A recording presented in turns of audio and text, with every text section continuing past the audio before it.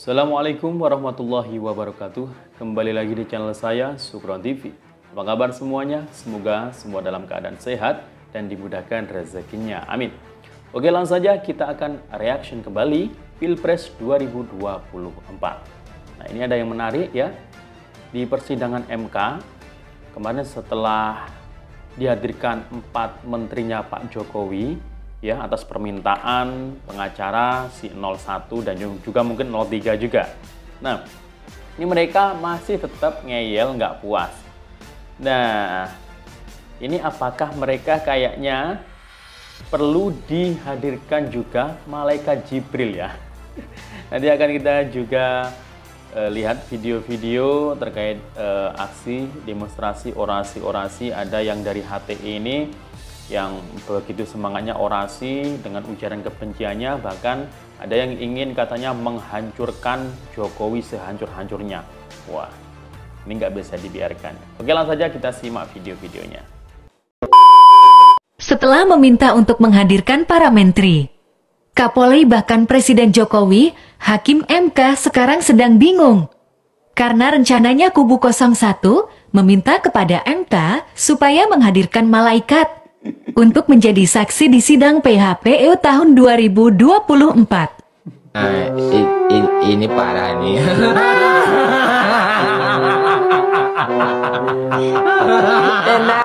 Empat menteri nggak puas mereka. Mereka ingin MK menghadirkan Bapak Presiden Jokowi. Nanti pasti nggak puas lagi. Setelah itu ya mungkin akan meminta Hakim MK menghadirkan malaikat Jibril mungkin ya. Parah nih. Tadi kita sudah dengar 4 menteri dipanggil oleh MK. Walaupun semua menteri Pak Joko Widodo dipanggil oleh Hakim MK untuk memberikan kesaksian, jika para menteri itu tidak memberatkan dan memojokkan Pak Joko Widodo dan Pak Prabowo Subianto, kuasa hukum Anies Baswedan, Betul. Anies Baswedannya dan semua pendukungnya tidak akan percaya dengan Nggak kesaksian percaya itu. lagi pasti ya. Ya, begitu dia teman-teman. Ya, mereka tidak akan percaya dengan kesaksian para menteri itu jika tidak memberatkan dan memojokkan Pak Jokowi dan Pak Prabowo. Ya, itulah mereka semua. Andai sekalipun Hakim MK memanggil malaikat Jibril untuk memberikan kesaksian di depan Mahkamah Konstitusi, jika malaikat Jibril memberikan kesaksian tidak memberatkan dan memojokkan Pak Jokowi dan Pak Prabowo, para pendukung Anies dan Anies Baswedan berikut kuasa hukumnya tidak akan percaya Iya. dengan kesaksian malaikat Pasti Jibril. nggak percaya. Ya? Walaupun Malaikat itu yang Jibril. bersaksi malaikat, jika tidak memberatkan Pak Jokowi dan Pak Prabowo, tidak akan mereka percaya. Ya? Mereka akan bilang itu semua bohong. Itu semua pendusta. Ya? Karena mereka ini wakil Tuhan semua. Seperti itu dia teman-teman. Ya? Jadi walaupun malaikat yang bersaksi jika tidak memberatkan Pak Jokowi dan Pak Prabowo, mereka tidak akan percaya. Apalagi hanya saksi ahli. Ya. Apalagi hanya menteri. Ya. Malaikat saja jika tidak memberatkan Pak Jokowi dan Pak Prabowo, tidak akan mereka percayai itu. Ya. Seperti itu dia teman-teman. Seperti yang berorasi ini tadilah semua pendukung-pendukung Anies. Ya. Baik saksi yang dikirimkannya ke MK, sama semua tabiatnya. Otaknya, karakternya sama semua. Ya. Semua pandai ngibul. Sama seperti Aniesnya. Ya, seperti itulah teman-teman. Bagaimana karakter Anies, seperti itulah karakter pendukungnya dan kuasa hukumnya. Tidak jauh beda. Jadi teman-teman jangan heran. Jika siapapun yang bersaksi, mereka tidak akan percaya.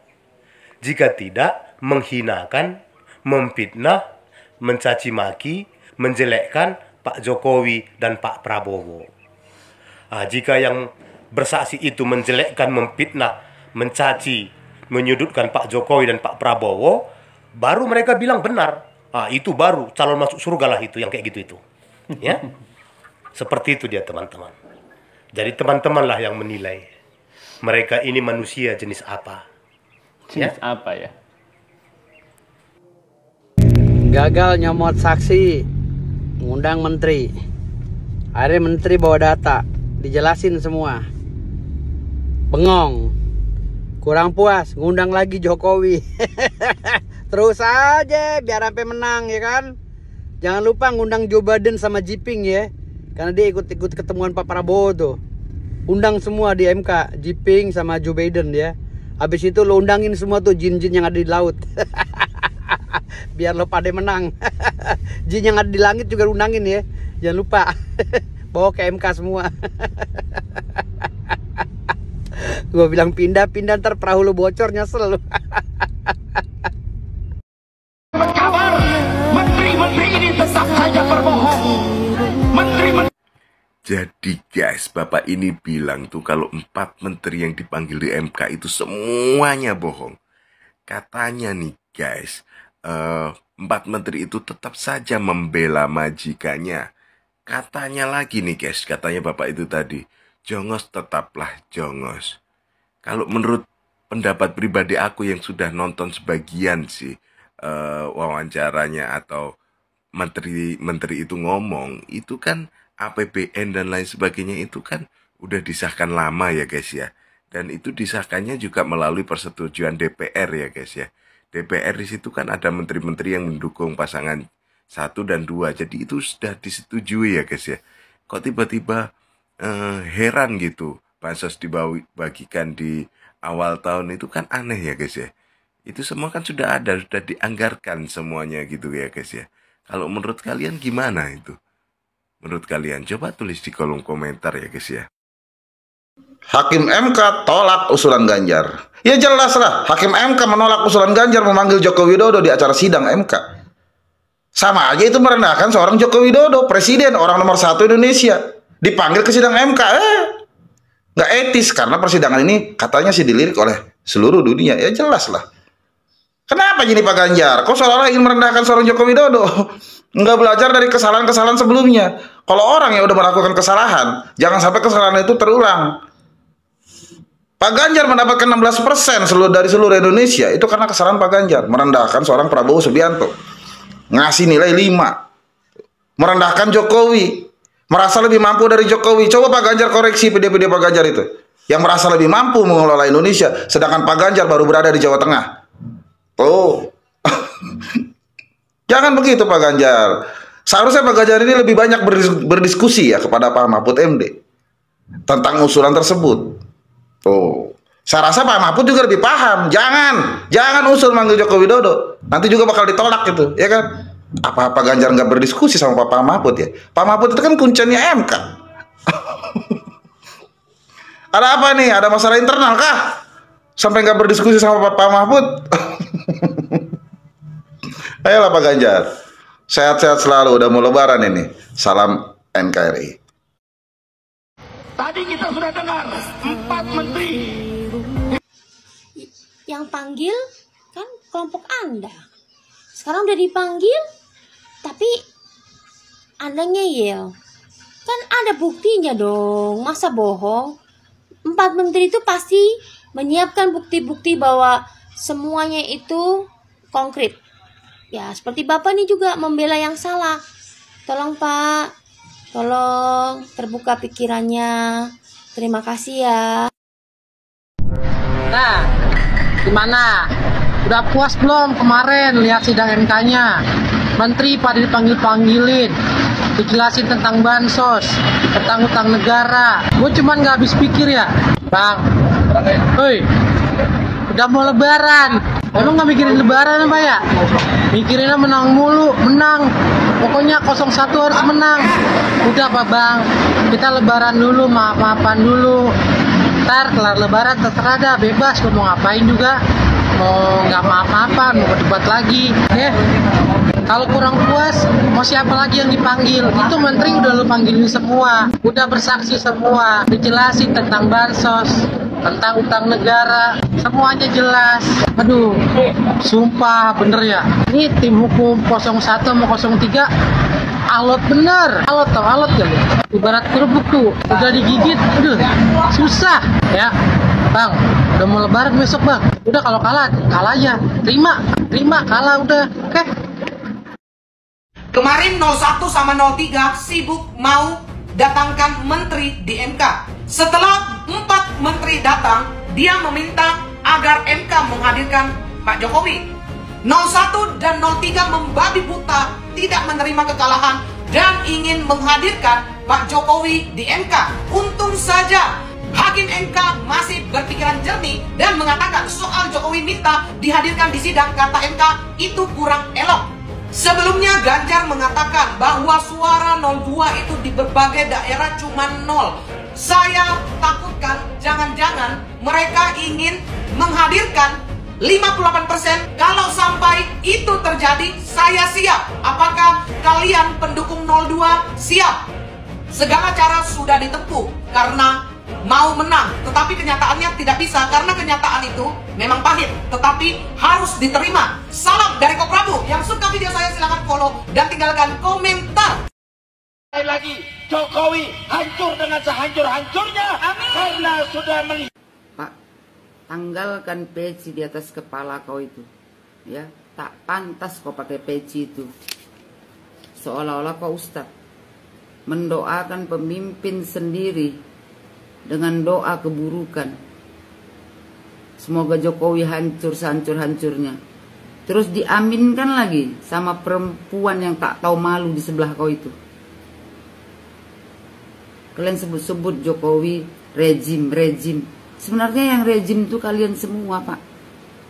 Ingat, Pak Jokowi itu pemimpin Anda.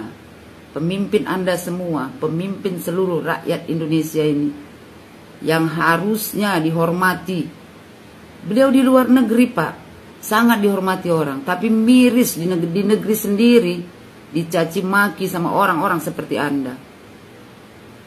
Di mana letak peri kemanusiaan Anda? Anda ini Islam apa?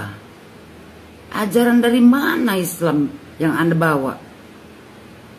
Mencaci maki pemimpin sendiri untuk sekedar memuaskan hawa nafsu kalian semua, untuk sekedar memenuhi keinginan kalian semua, untuk menaikkan Anies jadi pemimpin di Indonesia ini.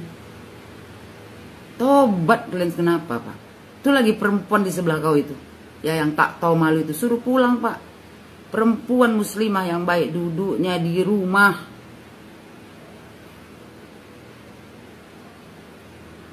Ngakunya ustadz mendoakan pemimpin sendiri dengan doa keburukan.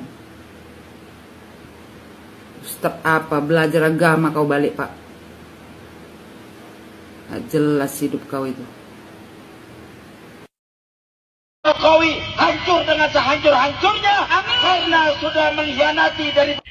Kata Bapak ini, hancurkan Jokowi sehancur-hancurnya karena sudah mengkhianati bangsa dan negara ini. Amin, kata ibu dan rombongan yang di belakang. Sepertinya mereka semua tidak sabaran untuk segera menghancurkan Bapak Jokowi, Bapak Presiden kita yang sudah banyak jasanya buat bangsa dan negara ini.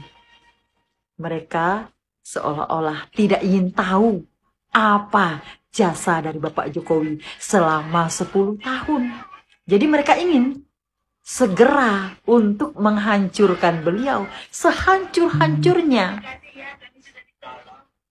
Pak, Bu, sekarang kan sedang berlangsung sidang sengketa Pilpres di MK. Dan juga sengketa hasil pemilu. Menteri yang berkaitan dengan itu juga sudah dipanggil. Mereka sudah memaparkan apakah berkaitan dengan bansos pemilu. Sabar aja, Bu. Kita tunggu hasilnya. Kita lihat apa bisa kubu 01 dan 03 membuktikan suara yang benar-benar sah, benar-benar tidak curang itu berapa untuk 01, berapa untuk 02, berapa untuk 03. Kalau memang 01 dan 03 menganggap bahwa perhitungan suara itu curang, buktikan dong. Berapa suara yang seharusnya didapat oleh 01, 02, dan 03. Itu baru hebat. Jadi tahu suara yang benar itu berapa. Sabar Bu Pak, ya. Sabar. Kita tunggu. Jangan buru-buru ingin menghancurkan Bapak Presiden, ya. Nanti malah sebaliknya. Ya Pak, Bu. Sabar aja. Berkata-katanya di rem dulu Pak, di rem ya. Di rem. Kita tunggu. Bapak kan bilang kawali sama-sama. Ayo kita kawali sama-sama Pak. Kita lihat hasilnya nanti. Jangan buru-buru Pak. Ingin menghancurkan beliau ya. Ingat, beliau banyak jasanya. Bapak apa jasanya Bapak? Belum ada. Buat bangsa dan negara kita ya. Sabar Pak. Sabar. Kita sama-sama menunggu hasil dari sidang di MK. Ya Pak, Bu. Kalau kamu nggak mau lebaran di sel, kamu padamkan sekarang ya, saya minta. Ya, jangan gara-gara kamu satu orang kamu rugi sendiri. Ya.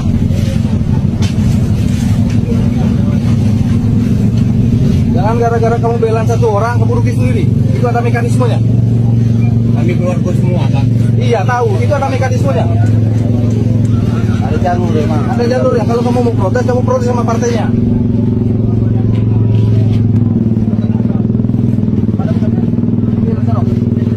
Jangan ada yang pengalaman jalan. Kita naik. Kamu mau coba-coba kita tes. Kamu tahan kamu mau di sel atau kamu tahan kamu nak lebaran di sini. Karena lebaran. Yang tidak merasa kepentingan, silakan meninggalkan tempat Pak. Yang tidak merasa punya kepentingan, silakan meninggalkan tempat.